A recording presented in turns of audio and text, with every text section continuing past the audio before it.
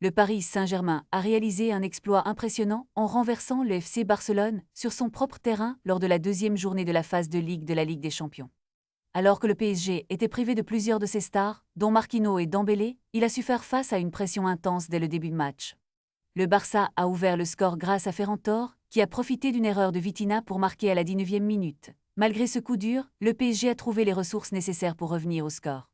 Seny Mehulu, en première titularisation, a égalisé à la 38e minute avec une frappe bien placée, relançant ainsi les espoirs parisiens. En seconde période, le match est devenu plus équilibré, mais le PSG a intensifié sa pression dans les derniers instants. Gonzalo Ramos a offert la victoire au PSG grâce à un centre parfait d'Hakimi dans le temps additionnel. Ce succès permet au PSG de prendre la tête de son groupe avec 6 points au compteur, tout en laissant un goût amer au Barça, qui doit maintenant se ressaisir. La rencontre a été marquée par des performances inégales des deux côtés, mais la détermination et la résilience du PSG ont fait la différence.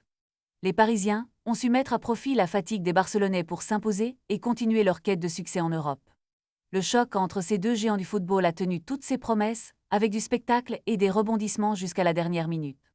Alors que les deux équipes aspirent à la victoire finale, le PSG a montré qu'il était prêt à tenir son rang sur la scène européenne.